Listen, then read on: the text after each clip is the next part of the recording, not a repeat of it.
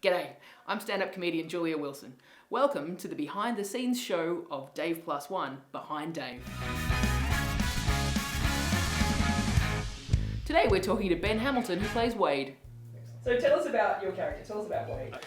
He's a successful lawyer type, and with that I think comes a couple of quirks.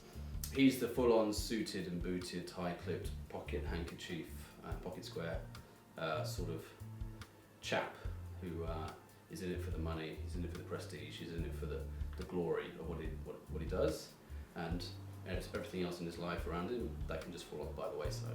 How did you play him without becoming a ridiculous stereotype? I just thought I'd bring in sort of a reserved performance to him. So he is borderline ridiculous the way he is, but I thought with my English stoicism I might have been able to just bring that back a little bit. How long have you been acting? On and off for about 3.5, 4 years. Right. Now. That sort of takes me back to an earlier part of my life in England. I did a bit of acting around my sort of university student days. What are some of the things we can see you in? Most recently would be the short film Brainless Killers.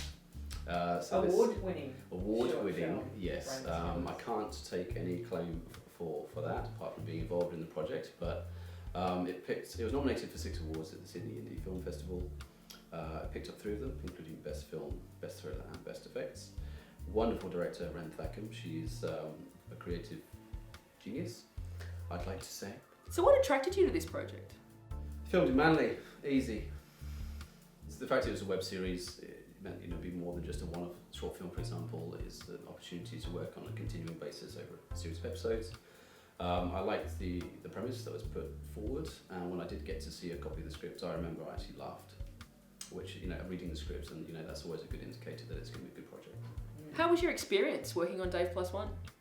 Loved it, great fun. Cast and crew, again, it makes such a difference when you're working with people you get on with and you enjoy working with as well.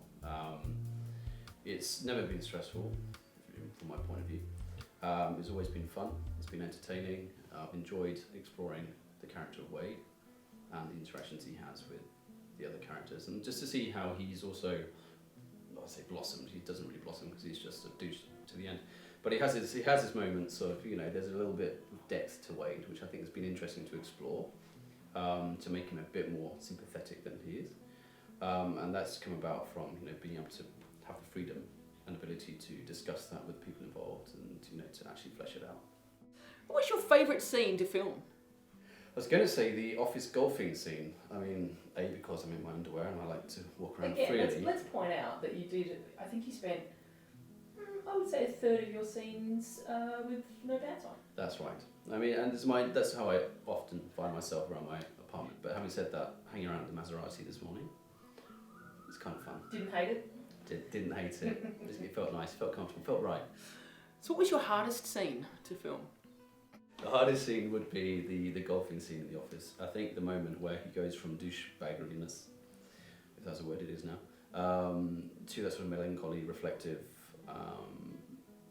monologue that he has, and then snapping back into the douchebag again. Where say difficult, it's interesting to get that right, and I hope it's come out well. We'll see. But to have that sort of that bell curve of emotion, I guess, was an interesting one. What was your easiest scene to film?